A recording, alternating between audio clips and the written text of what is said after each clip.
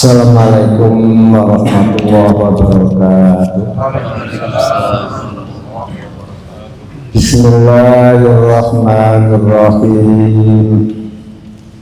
Alhamdulillahi rabbil alamin. Wassalatu wassalamu ala nabiyyina amin Muhammadin wa alihi wa sahbihi ajma'in, amma ba'du.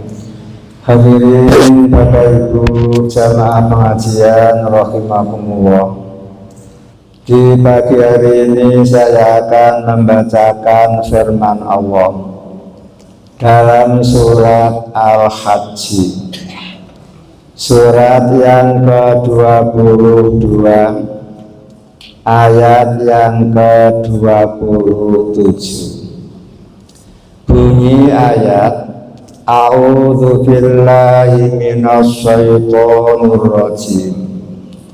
Wa adzin, dan memberi taulah kamu, finnasi, di dalam semua manusia, bil haji, dengan haji. Yaitu tentu akan datang mereka kepada engkau rijalan, dengan jalan kaki. Wa ala kulli dhamirin, dan atas setiap onta yang kurus.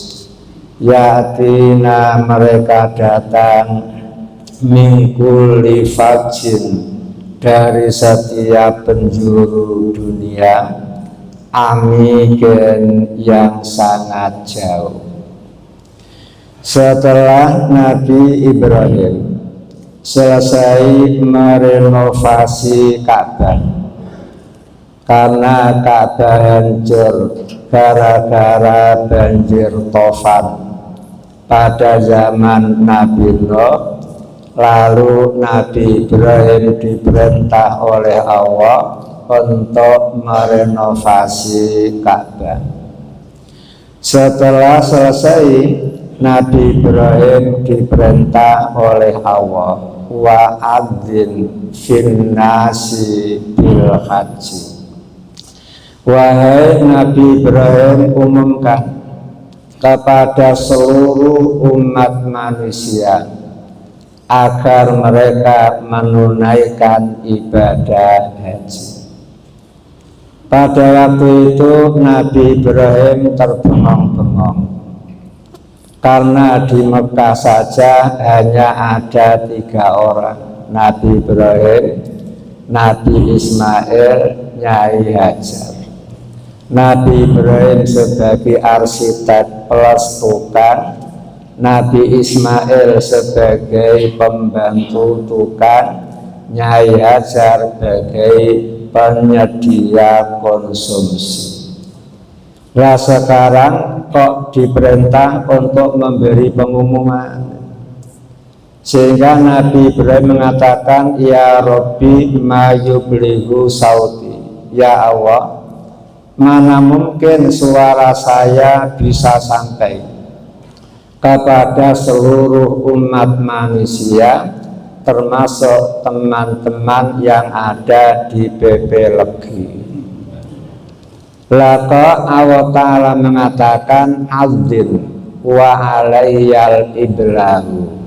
Wahai Nabi Ibrahim, tugas kamu mengumumkan, lalu sayalah yang akan menyampaikan panggilan kamu kepada seluruh calon-calon manusia yang ada di tulang punggung laki-laki. Akulah yang akan menyampaikan panggilan kamu kepada seluruh calon-calon manusia yang ada di rahim ibu-ibu. Lah karena Nabi Ibrahim sudah dijamin oleh Allah panggilannya akan disampaikan, Nabi Ibrahim ngomong, siap ya Allah. Akhirnya Nabi Ibrahim fasoida Jabala Abi Kubes. Lalu Nabi Ibrahim pergi mendaki gunung Abu Qubais yang ada di sekitar Ka'bah itu. Setelah berada di puncak, Nabi Ibrahim mengatakan, ya ayyuhan nas, inna Allaha amarakum bil haji liyusibakum bihil jannah wa yujirakum min azabin nar fakhujju. Begitu Nabi Ibrahim berada di puncak gunung Abu Qubais, Nabi Ibrahim mengatakan, wahai seluruh umat manusia, sesungguhnya Allah telah menyuruh kalian untuk melaksanakan ibadah haji, agar dengan haji kalian diberi hadiah surga oleh Allah, agar dengan haji kalian selamat dari siksa api neraka. Fakhujju. Oleh karena itu, wahai segenap umat manusia, hajilah kalian. Ternyata Pak, langsung omongan Nabi Ibrahim ini disampaikan oleh Allah kepada seluruh calon-calon manusia yang masih ada di punggung kaum laki-laki. Disampaikan oleh Allah kepada calon-calon manusia yang ada di rahim ibu-ibu. Dan ternyata semua calon-calon manusia menjawab, labbaik Allahumma labbaik. Ya Allah, aku siap memenuhi panggilan Engkau ya Allah. Wa sa'daik, karena aku mengharap kebahagiaan dari Engkau. Dari ini jenengan bisa menyimpulkan bahwa semua manusia itu sudah dipanggil untuk menunaikan ibadah haji. Sehingga kalau panjenengan punya teman sudah memenuhi syarat belum haji, ketika ditanya, Cak, kok belum haji? Lalu menjawab, belum ada panggilannya. Itu berarti apa? Tidak pernah ngaji di masjid Raudhatul Jannah. Padahal semua manusia sudah pernah dipanggil oleh Nabi Ibrahim untuk menunaikan ibadah haji, dan semuanya berjanji siap untuk melaksanakannya. Dari sini bisa disimpulkan Pak, bahwa kewajiban haji itu merupakan fardhun qadimun, kewajiban yang sudah lama Pak. Perintah yang sudah tua. Tidak hanya umat Nabi Muhammad saja yang diperintahkan untuk haji. Nabi Ibrahim diperintahkan untuk haji, Nabi Adam pun juga melaksanakan ibadah haji. Dan Nabi Ibrahim menjelaskan, Pak, dengan haji orang dapat surga. Dengan haji orang selamat dari api neraka. Di sini ada perbedaan dengan syariat Nabi Muhammad. Kalau poin pertama Pak, dengan haji orang selamat dari api neraka cocok dengan syariat Nabi. Karena Nabi Muhammad mengatakan bahwa haji itu bisa menghapus segala dosa. Karena dosa terhapus, otomatis orang selamat dari api neraka. Karena an-najatu minan nar bil maghfirah. Orang bisa selamat dari api neraka itu karena maghfirah Allah. Sementara menurut syariat Nabi, haji bisa menghapus semua dosa.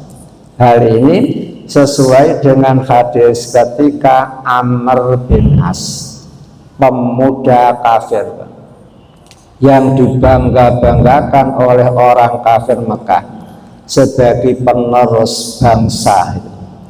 Lah kok pada tahun ke-7 Hijriah hati dia terbuka.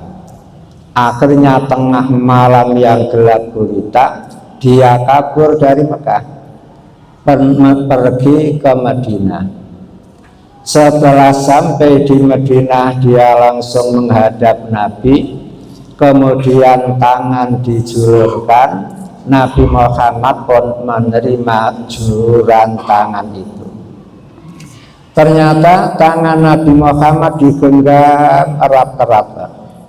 Sampai Nabi Muhammad tanya, "Hei Amr, ada apa?" Amr mengatakan, "Bi, saya mau masuk Islam. Bisarten, dengan syarat. Kalau syaratnya tidak terpenuhi, tidak jadi." Kata Nabi, "Ayu sarten, syarat apa?" "Saya mau masuk Islam asalkan dosa-dosa saya diampuni oleh Allah." Mengapa begitu, Pak? Karena satu-satunya pemuda yang paling banyak dosa terhadap orang Islam ya Amr. Dan Amr ini merupakan apa? Orang yang paling berambisi untuk menghabisi Nabi. Karena dianggap negara Mekah pecah gara-gara Nabi Muhammad. Makanya untuk menghilangkan kekisruhan, Muhammad harus mati. Itu tujuan Amr bin As. Makanya dia setelah terbuka mau masuk Islam asalkan dosa-dosanya diampuni. Kemudian Nabi Muhammad mengatakan, "Ama alimta annal Islam yahdimu maka naqoblahu." Wahai Amr, apa kamu tidak ngerti sesungguhnya masuk Islam itu bisa menghapus semua dosa yang dikerjakan sebelum Islam. Bayangkan, walaupun dosanya bergunung-gunung, walaupun dosanya sebanyak pasir di pantai, Pak, begitu asyhadu alla ilaha illallah wa asyhadu anna Muhammadar Rasulullah, langsung dosa hilang total. Dengan hadis ini jenengan kecewa, Pak? Masuk Islam awal-awal itu, umpama tahu hadis ini, Pak, ya, maka jenengan tidak perlu Islam dulu, Pak. Setelah umur tinggal 2 dino baru masuk Islam. Boleh, Pak? Boleh, monggo. Asalkan jenengan kenal sama Israel kapan kita wafat. Kalau tidak kenal ya jangan sampai, Pak, mencoba seperti itu. Ini 1 juta belum tentu 1 loh, Pak. Orang mau wafat Islam, baru Islam kemudian wafat, itu memang menguntungkan itu. Namun jarang terjadi. Padahal ada kaidah an-nadiru kal ma'dum. Sesuatu yang jarang terjadi itu nilainya sama dengan tidak ada. Kemudian Nabi Muhammad meneruskan, "Ama alimta annal hijrata tahdimu maka naqoblah." Wahai Amr, apa kamu tidak ngerti hijrah dari Mekah ke Madinah itu pun bisa menghancurkan semua dosa yang dikerjakan sebelum hijrah. Ama alimta annal hajja yahdimu maka naqoblahu. Apa kamu tidak ngerti bahwa haji itu pun bisa menghilangkan semua dosa yang dikerjakan sebelum haji. Lah gara-gara poin ketiga ini, Pak, nenek moyang kita dulu, Pak, ya, kalau haji rata-rata nunggu sepuh, Pak. Setelah dosanya banyak berkumpul, kemudian baru haji, dan hajinya itu 4 bulan, Pak. Karena dari Tanjung Perak ke Pelabuhan Jeddah naik kapal laut, kemudian dari Jeddah ke Madinah naik onta, dari Madinah ke Mekah naik onta, dari Mekah kembali ke Jeddah naik onta. Dan perampok-perampok pun di gurun itu banyak, Pak. Makanya rata-rata sepuh-sepuh baru haji, seandainya wafat gak apa-apa, begitu. Kemudian setelah pulang bersih, tidak lama meninggal dunia, berarti wafat dalam keadaan bersih. Itu zaman dulu. Kalau zaman sekarang enak, duduk manis 10 jam 15 menit sudah sampai di Jeddah sana, kan begitu. Lah dari sini Pak, maka semua orang yang menunaikan ibadah haji, maka dosa-dosa itu diampuni. Karena dosa diampuni, otomatis selamat dari api neraka, sama dengan syariat Nabi Ibrahim. Dengan haji kalian akan selamat dari api neraka. Kemudian poin yang kedua, Nabi Ibrahim mengatakan dengan haji kalian akan diberi imbalan surga oleh Allah. Ini beda dengan syariat Nabi Muhammad. Kalau Nabi Muhammad mengatakan Pak, tidak semua haji yang bisa memperoleh surga. Haji yang bisa memperoleh surga itu adalah al-hajju al-mabrur, laisa lahu jazaa'un illa jannah. Haji yang mabrur lah yang akan memperoleh imbalan surga. Mengapa beda? Beda Pak. Karena zaman Nabi Ibrahim Pak, itu orang kalau ibadah rata-rata lillahi ta'ala. Kalau zaman sekarang zaman konten Pak, konten Pak ya. Sehingga banyak pemimpin-pemimpin kita yang terkenal dengan gubernur konten. Padahal tujuannya baik. Namun kalau ibadah konten itu kan repot. Kan banyak itu. Orang tawaf, sambil tawaf video callan dengan temannya di PP lagi. Mbak, saya sedang tawaf Mbak. Subhanallah walhamdulillah. Sambil meluyur. Nah itu kalau tujuannya bagus saja untuk menarik agar teman-temannya datang ke sana. Bagaimana kalau untuk pamer kan resiko. Lebih-lebih pada zaman Nabi Ibrahim tidak ada pilkada, tidak ada pilgub, tidak ada pilpres. Sehingga kalau haji langsung menjadi apa? Dapat imbalan surga. Zaman sekarang berapa banyak orang-orang yang melaksanakan ibadah haji tapi tujuannya apa? Untuk meraup suara. Itu muka-muka tidak benar Pak ya. Seperti itu banyak yang terjadi. Makanya Nabi Muhammad memberi ketentuan tidak semua haji dijamin memperoleh surga, namun haji yang bisa meraup surga adalah al-hajju al-mabrur, haji yang betul-betul mabrur. Kemudian masalahnya, kemudian apa yang dimaksud haji mabrur itu? Kalau panjenengan buka-buka Al-Quran, buka-buka Al-Hadis, maka panjenengan bisa menyimpulkan haji baru bisa dikatakan mabrur bi salasati surutin, kalau memenuhi 3 syarat. Syarat pertama, melaksanakan ibadah haji lillahi ta'ala, betul-betul karena Allah semata, tidak ada tujuan lain selain Allah. Kalau habis haji kok memperoleh sanjungan, itu caperan, bukan tujuan. Namun ketika melaksanakan ibadah haji karena Allah semata. Lah kata-kata melaksanakan ibadah haji karena Allah itu meliputi 3. A, melaksanakan ibadah haji agar memperoleh pahala dari Allah, agar memperoleh surga dari Allah. Itu termasuk lillahi ta'ala.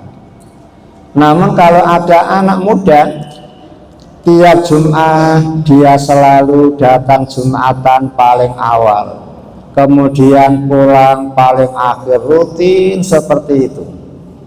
Ketika ditanya temannya, Cak, jenengan hebat, kalau Jumatan budal paling awal, pulang paling akhir, ada apa? Ben dipek mantu ketua takmir masjid Raudhatul Jannah. Lain kan berarti dia beribadah karena mengharap jodoh. mengharap yang lain, bukan mengharap pahala dari Allah. Kalau lillah itu harus kan tujuannya mengharapkan apa itu imbalan dari Allah. Kemudian B, melaksanakan ibadah haji agar selamat dari siksaan Allah, agar selamat dari ancaman-ancaman Allah. Karena Nabi Muhammad mengatakan, Pak, apabila ada orang mukmin punya kemampuan, kemudian tidak menunaikan ibadah haji, apa kata Nabi? Falyamut insa'a yahudiyan au nasroniyan. Silakan wafat saja dalam keadaan Yahudi, silahkan wafat saja dalam keadaan Nasrani. Ya, kalau zaman Nabi Musa ikut Nabi Musa surga, ya zaman Nabi Isa ikut Nabi Isa surga. Namun kalau Nabi Muhammad sudah terutus, kemudian kok ada manusia masih ikut Nabi Musa, masih ikut Nabi Isa, itu neraka. Hal itu sesuai dengan hadis riwayat Imam Muslim, di mana Nabi Muhammad pernah marra bi Umar, jalan-jalan ketemu Umar, wa fi yadihi kitabun, di tangan Umar ada kitab gede. Lalu Nabi tanya, "Hei Umar, ma fi yadik, apa di tanganmu itu?" Dengan malu-malu kucing, Umar menjawab, "Nabi, ini kitab Taurat. Saya buka, saya baca, lil muwazanah, untuk perbandingan saja, Pak." Masalah, Pak, Nabi Muhammad angkat suara, Pak, wallahi lau kana Musa hayyan baina adhurikum ma halalahu illa ayat tabiani. Wahai Umar, dengarkan ya, demi Allah, seandainya Nabi Musa, bosnya Taurat, masih hidup, maka haram untuk dia kecuali harus ikut saya. Bayangkan, bosnya kitab Taurat seandainya hidup ketemu Nabi Muhammad, maka Tauratnya sudah ditutup, masa berlakunya habis.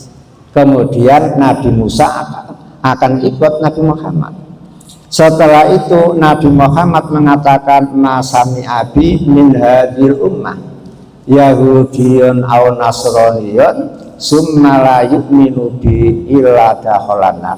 Tidaklah orang Yahudi, orang Nasrani mendengar aku sudah datang, kok tidak mau beriman kepadaku, dakhalannar, pasti masuk neraka, Pak. Loh, kalau ada umat Nabi Muhammad diperintah oleh Nabi wafat dalam keadaan Yahudi Nasrani, berarti neraka, loh, Pak.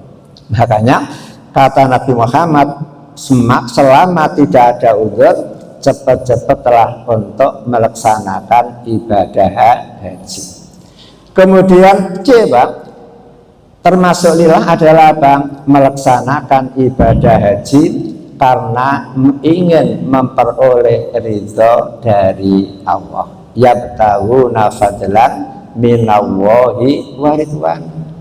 Sehingga kalau ada orang beribadah, niatnya pertama mencari pahala dari Allah, boleh. Beribadah niatnya agar selamat dari ancaman Allah, boleh. Kemudian beribadah dengan niat untuk memperoleh ridha dari Allah, boleh. 3 poin itu termasuk lillahi ta'ala. Ini syarat pertama. Kemudian syarat yang kedua, Pak, di dalam melaksanakan haji harus ittiba'ur rasul, mengikuti Nabi. Mengikuti Nabi. Sehingga Nabi Muhammad mengatakan, khudzu anni manasikakum, ambillah dariku cara ibadah haji kalian. Berarti orang melaksanakan ibadah haji harus betul-betul mengikuti Nabi Muhammad. Sedangkan Nabi Muhammad ketika melaksanakan ibadah haji, Pak, hanya melakukan 10 poin. Pertama, ihram. Ihram apa? niat memulai ibadah haji dengan pakaian khusus.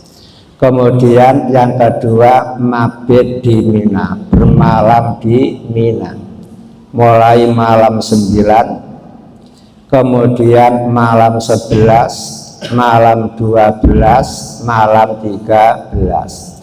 Kemudian ketiga, wukuf di Arafah, berhenti di Arafah mulai zuhur sampai maghrib, sampai malam, ya.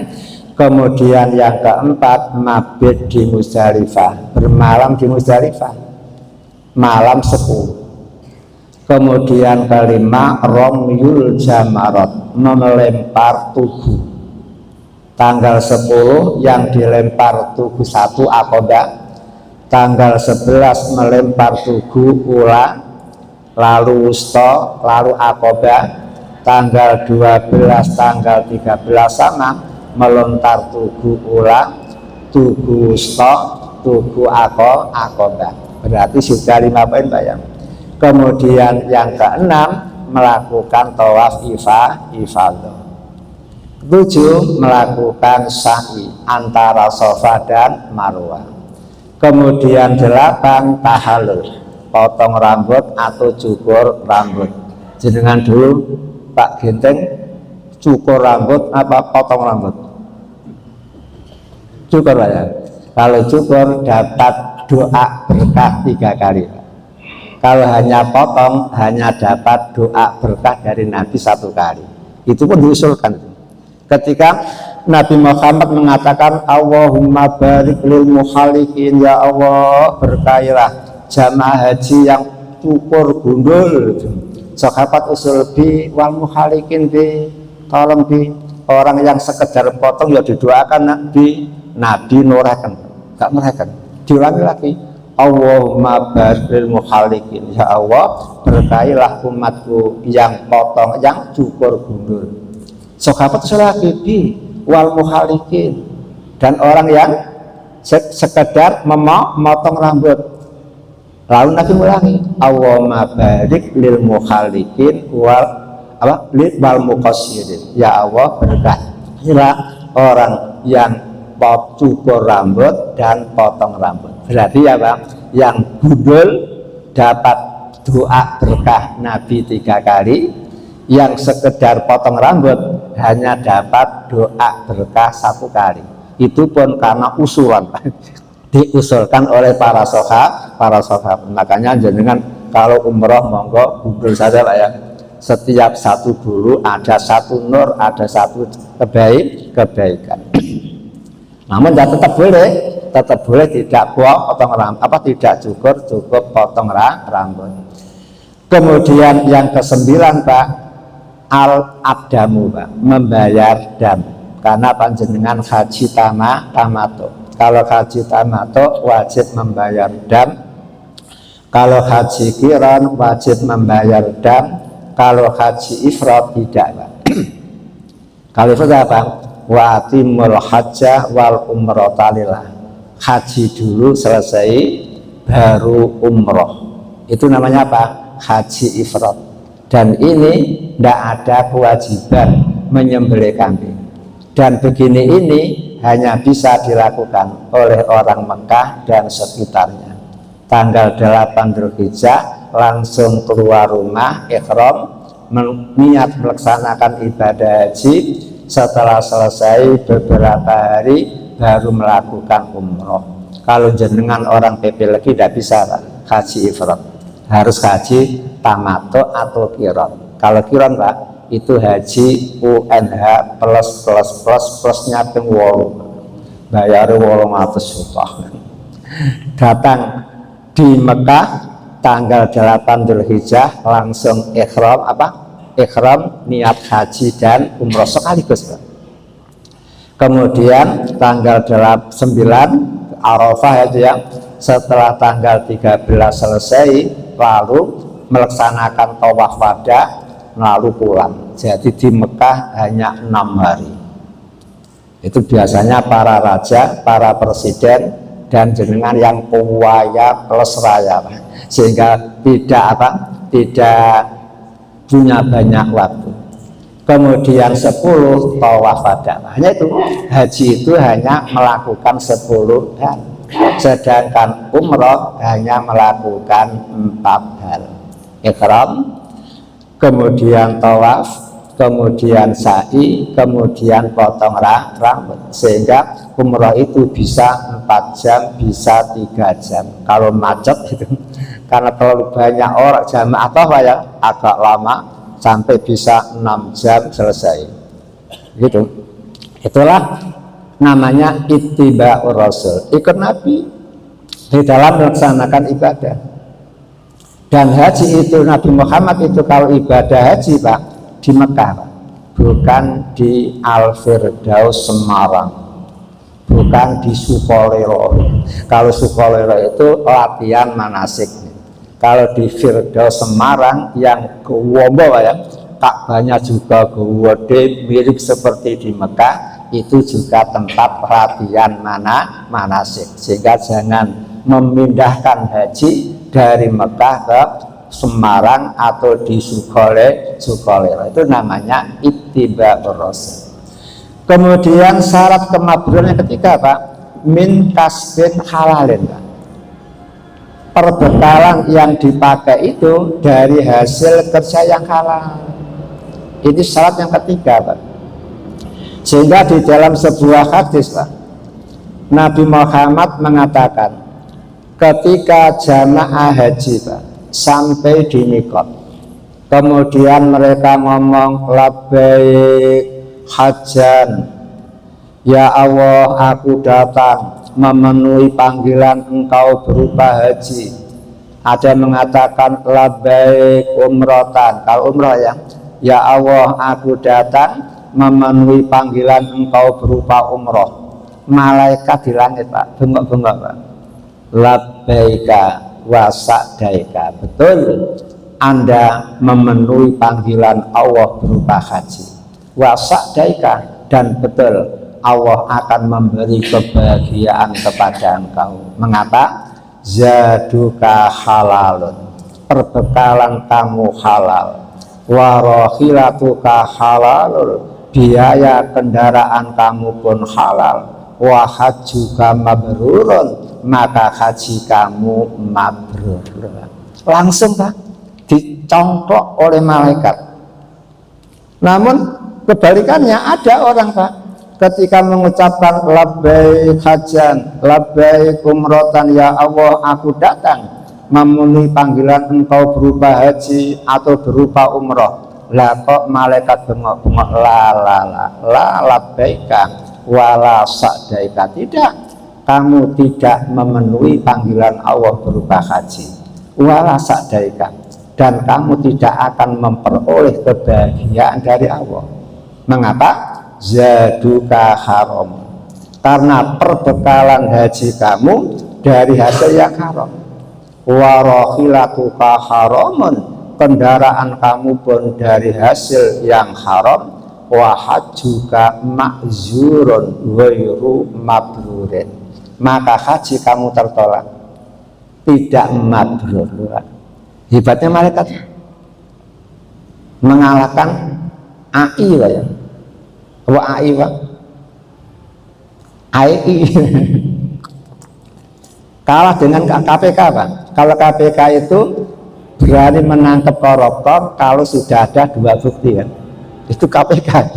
Malaikat nggak begitu Pak, jadi kan baru ngomong labbaik hajjan langsung dijawab oleh malaikat labbaik wasa'daik begitu, karena zaduka halalun begitu. Yang haram ya begitu, begitu ngomong langsung dijawab oleh malaikat. Berarti lebih canggih malaikat daripada KPK.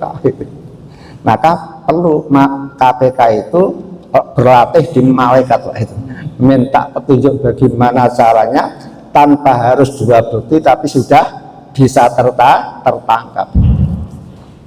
Itulah bukti bahwa haji mabrur itu adalah bila terpenuhinya 3 hal. Pertama, lillahi ta'ala, dikerjakan karena Allah semata. Yang kedua, cara ibadahnya mengikuti Nabi. Kemudian yang ketiga dari perbekalan yang halal, yang thayyib. Kemudian di samping keutamaan haji itu bisa membuat orang selamat dari api neraka.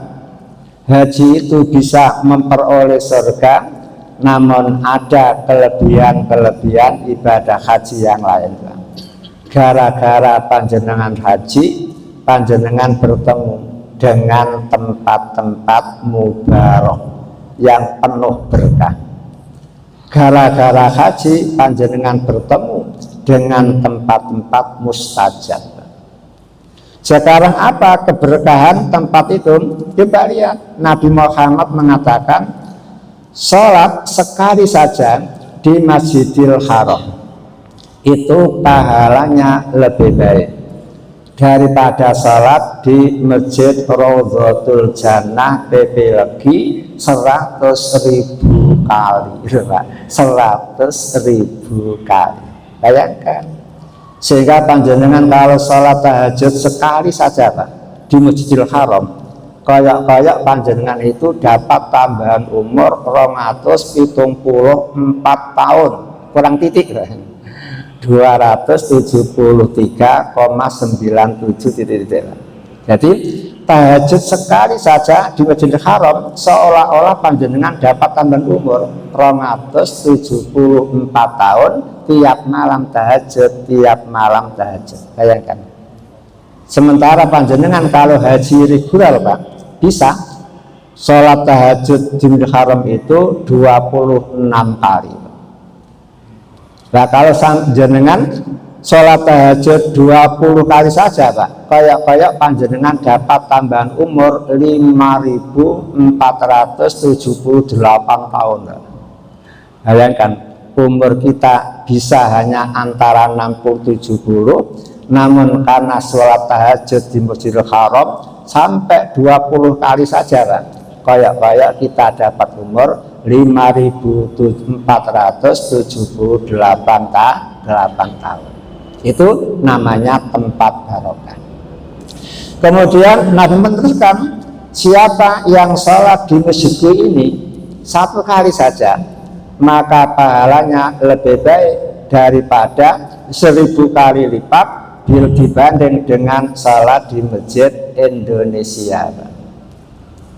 Jadi sewu Pak, Masjidil Haram 100.000, kalau sembilan Nabi hanya 1.000. Kemudian siapa yang sholat di Masjidil Aqsa sekali saja lebih baik daripada sholat 500 kali di tempat lain selain Masjid Nabawi, selain Masjidil Haram. Bayangkan, itu namanya keberkahan. Ternyata masjid yang banyak berkahnya hanya 3 itu. Sementara masjid-masjid di Indonesia semuanya sama. Masjid Raudhatul Jannah sama dengan di Masjid Al-Akbar, Masjid Sunan Kalijaga, Masjid Namirah Lamongan sama. Yang tidak sama apanya Pak? Langkah kaki, itu yang beda.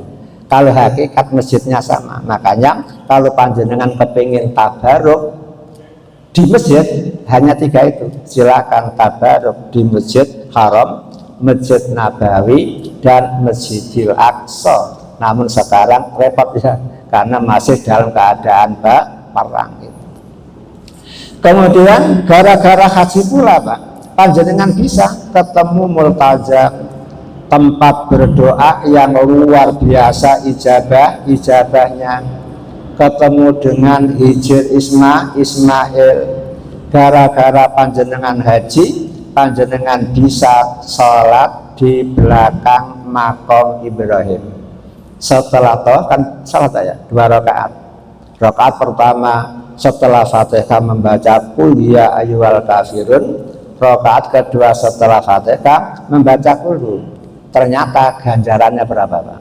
Ka'idki rokobatin min bani Ismail. Salat hanya 2 rakaat. Bacaannya Fatihah dan Qul ya ayyuhal kafirun. Fatihah dan Qul pahalanya seperti memerdekakan 1 budak dari anak cucu Nabi Ismail.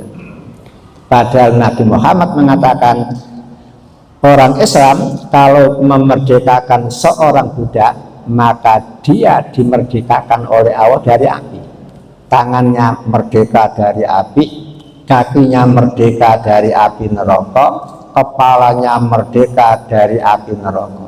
Berarti luar biasa. Itulah manfaat dari apa? Dari ibadah haji. Kemudian gara-gara haji pula Pak, maka panjenengan akan memperoleh keimanan yang lebih kokoh Pak. Akan memperoleh keimanan yang lebih kokoh. Sehingga beda antara orang Islam yang belum haji dan orang Islam yang sudah haji. Secara umum setelah haji rata-rata imannya lebih mantap, ibadahnya lebih semangat.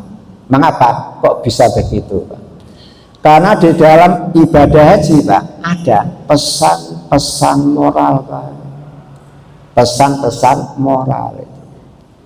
Coba lihat ketika panjenengan ihram, jenengan melepas kopiah, melepas baju, melepas celana luar, celana dalam, hanya memakai 2 lembar pakaian ya. Itu simbol apa Pak? Simbol semua manusia itu sama dalam pandangan Allah. Karena pakaian dilepas, sedangkan pakaian itu merupakan identitas manusia kan. Coba kalau pakai jas, pakai desi, oh anggota DPR yang terhormat, itu ya. Kemudian kalau seragam Pak, bintangnya 1 di pundak, oh berarti apa? Brigjen. Kata dia, duraku, aku bintang loro. Kata yang lain, duraku, aku bintang 3. Kata yang lain, oh duraku, aku bintang 4. Gitu. Begitu Pak. Jadi pakaian itu identitas. Kemudian kalau pakaiannya kuning-kuning, oh berarti pasukanku kuning. Kemudian kalau pakainya oranye, oh tangkapan KPK.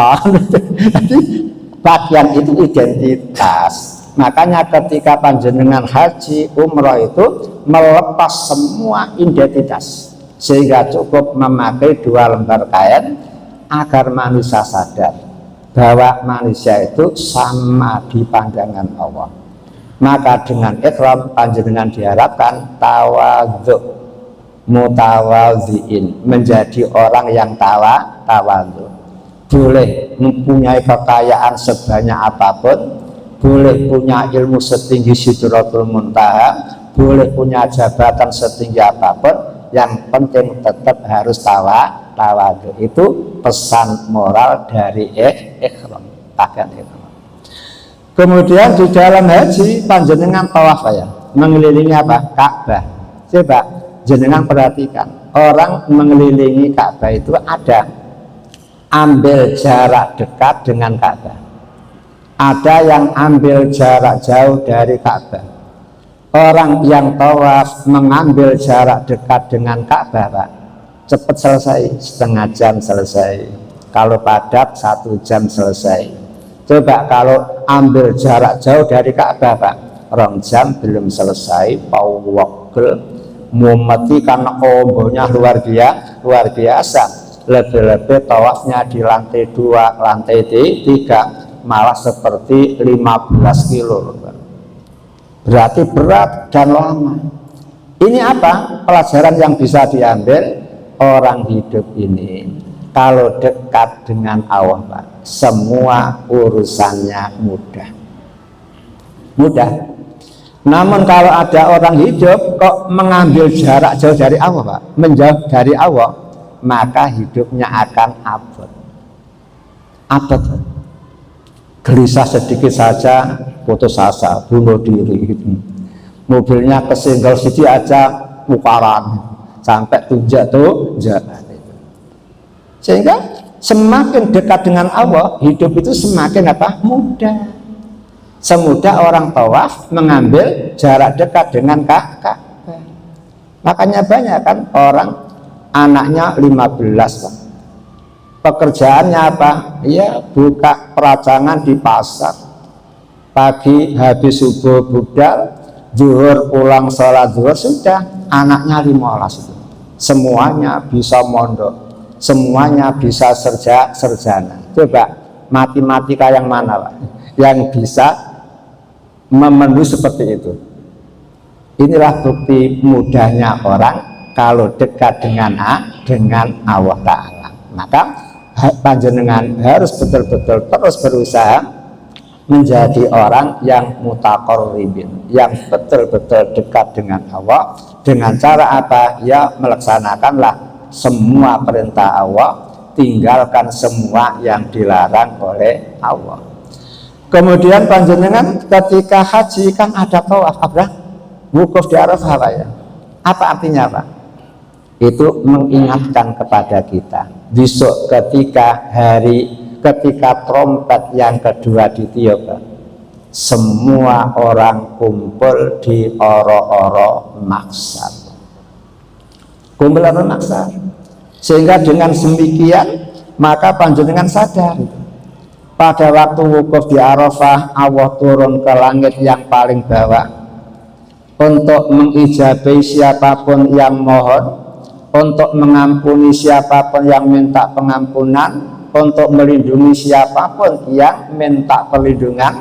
Maka pada hari wukuf Arafah lah merupakan hari Pak, yang paling banyak Allah membebaskan manusia dari api neraka. Setelah itu baru Ramadan Pak.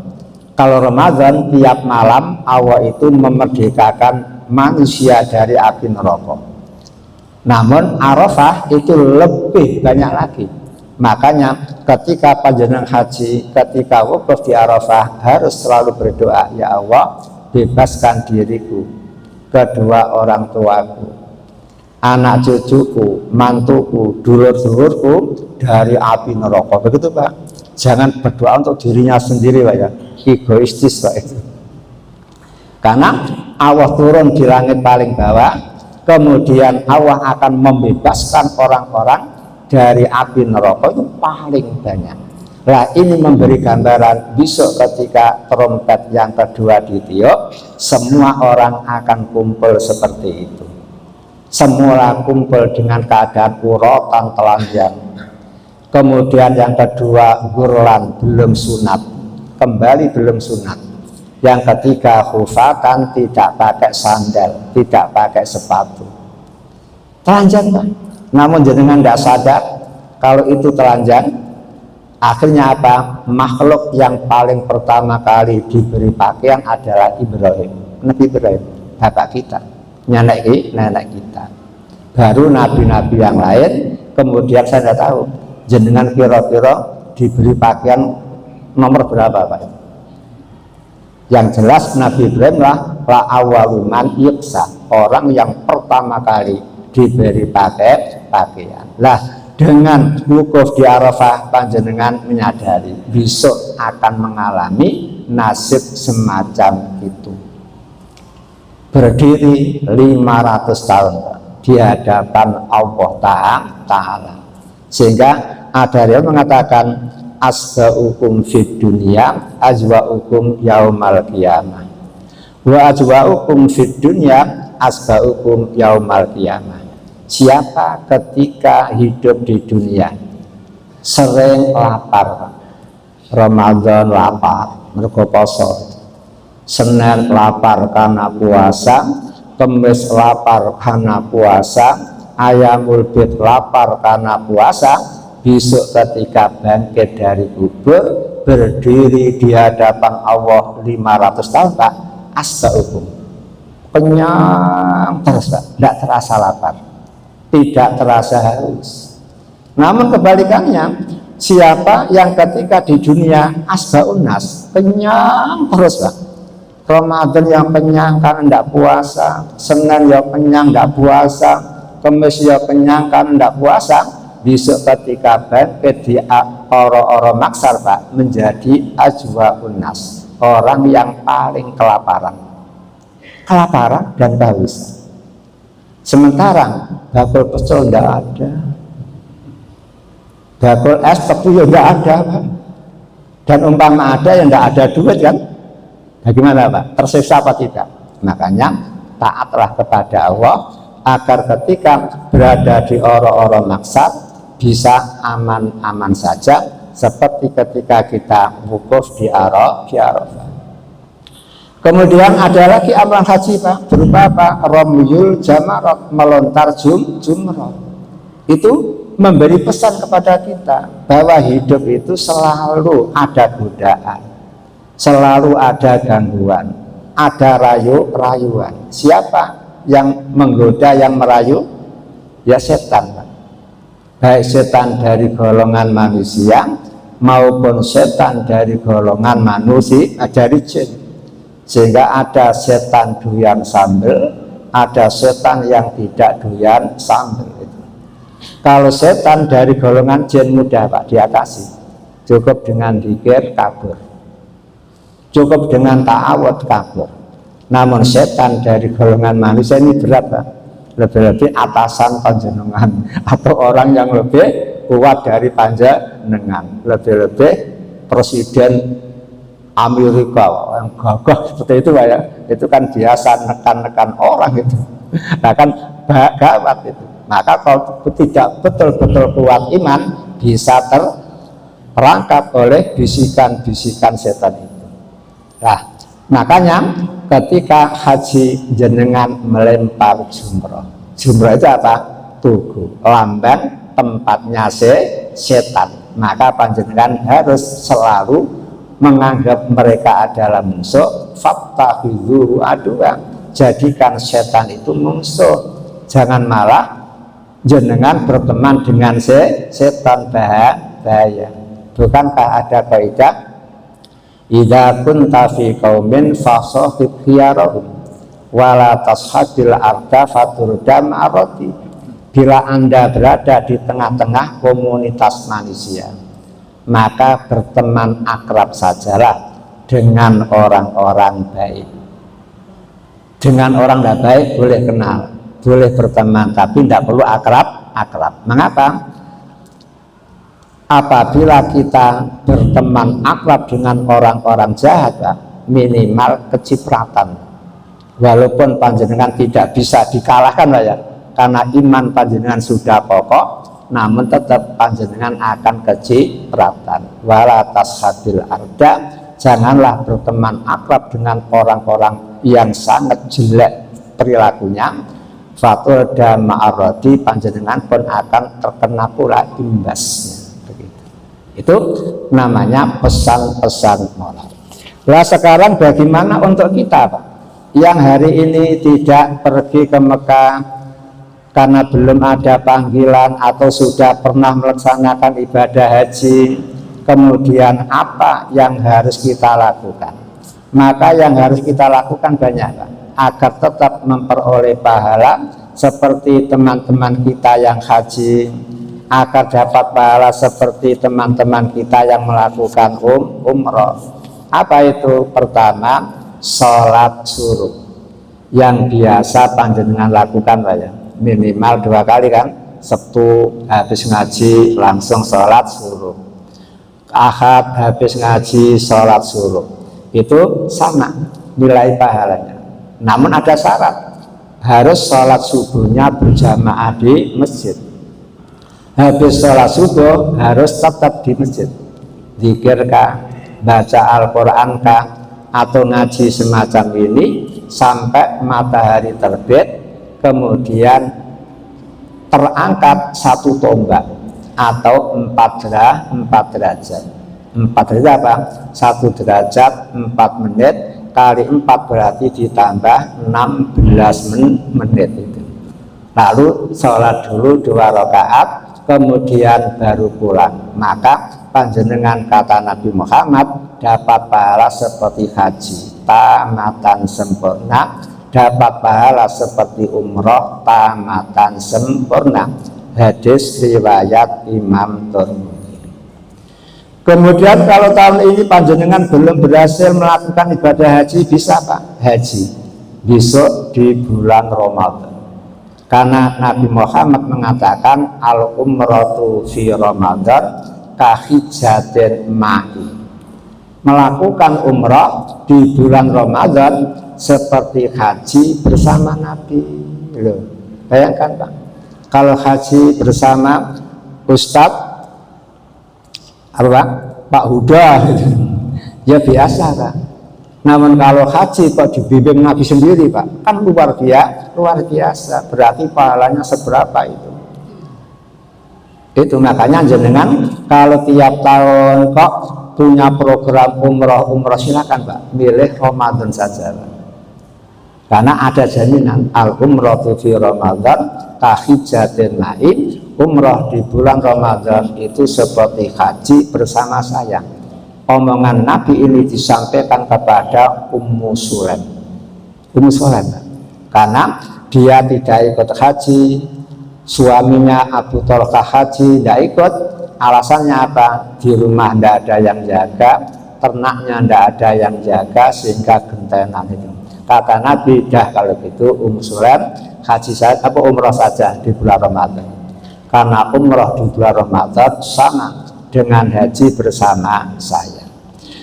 Kemudian yang ketiga Pak, cara yang ketiga membaca tasbih 33 kali, kemudian tahmid 33 kali, kemudian takbir 33 kali, kemudian ditutup dengan tahlil 1 kali.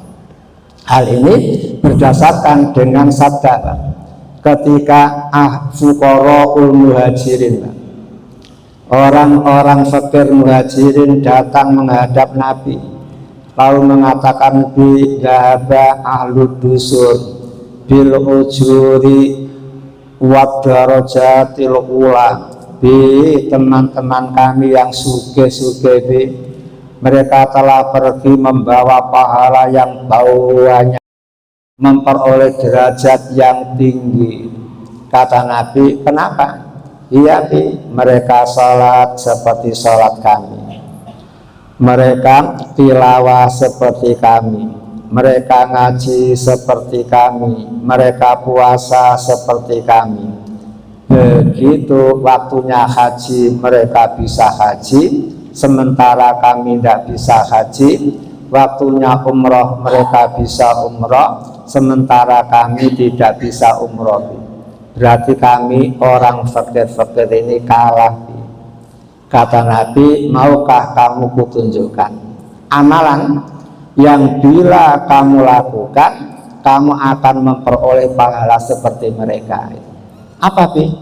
Kata Nabi, baca saja tasbih 33 kali, tahmid 33 kali, takbir 33 kali, kemudian tutup dengan tahlil 1 kali.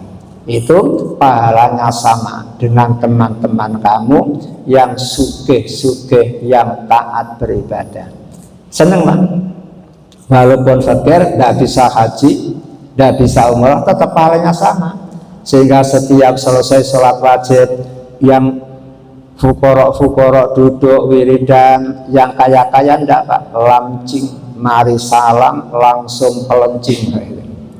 Lah setelah beberapa hari ternyata amalan orang fakir itu didengar oleh orang kaya, lalu orang kaya pun niru, habis salam tidak langsung pelencing keluar Pak, ndak, duduk wiridan subhanallah, alhamdulillah, Allahu akbar, subhanallah, alhamdulillah, Allahu akbar, 33 Pak. Kemudian tahlil. Akhirnya orang fakir muhajirin datang lagi kepada Nabi, Bi, ternyata amalan kami Bi didengar oleh teman-teman kami yang kaya-kaya, sehingga mereka meniru Bi. Berarti kami kalah lagi Bi, nasib Bi. Kata Nabi, dzalika fadlullah yu'tihi mayyasa. Wahai sahabatku, itu merupakan karunia Allah yang Allah berikan kepada orang yang dikehendaki. Dari situ simpulkan, sama-sama taat beribadah kepada Allah Pak, orang kaya lebih tinggi derajatnya, orang kaya lebih banyak pahalanya dibanding dengan orang Islam yang fakir. Makanya Utsman kayanya luar biasa, Abdurrahman bin Auf juga kayanya luar biasa, kemudian Abdullah juga kayanya luar biasa, dan kekayaannya Pak luar biasa, digunakan untuk kepentingan agama Allah.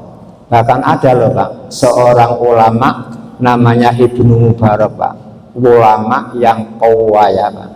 Saking kayanya dia tercatat Pak, pernah menghajikan orang sak kampung Pak. Luar biasa Pak. Di sini ada enggak?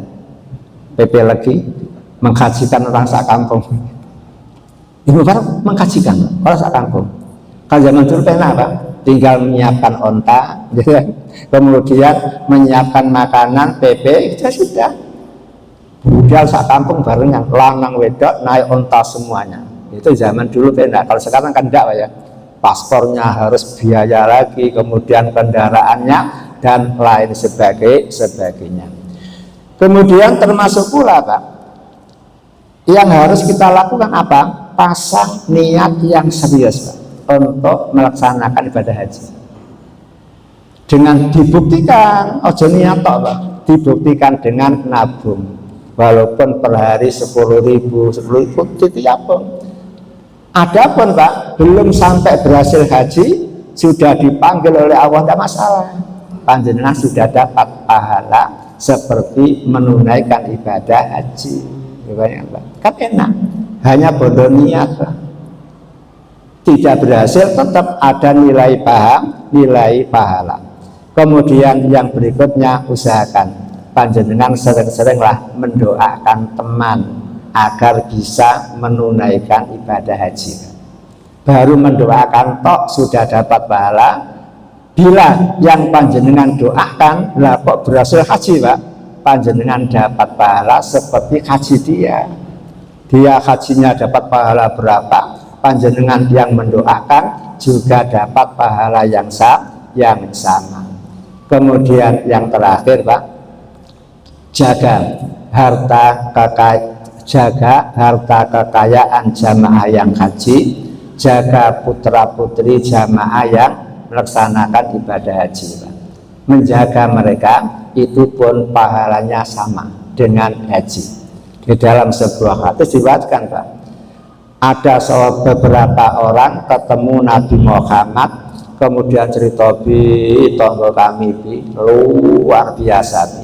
Tiap tahun haji luar biasa, tidak ada bandingannya. Ternyata Nabi tanya lah, ketika dia haji, siapa yang mengurusi anak-anaknya, mengurusi harta kekayaannya? Ya kami, para tetangga, ngawasi mereka agar tetap aman, tidak ada perampok yang datang. Oh kalau gitu kamu dan dia sama, kamu pun dapat pahala yang sama.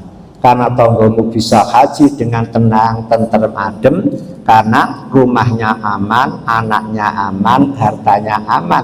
Karena kamu yang menjaga Pak, menjaga Pak, itu sudah dihadiahi oleh Allah. Kalau seperti itu, sehingga jangan ada istilah hasud Pak. Justru malah menjagakan itu pahalanya luar biasa. Hadirin yang berbahagia, sekian, mari kita akhiri dengan doa kafaratul majelis. Subhanakallahumma wa bihamdika, asyhadu an la ilaha illa anta, astaghfiruka wa atubu ilaik, walhamdulillahi rabbil alamin, wal afu minkum. Assalamualaikum warahmatullahi wabarakatuh.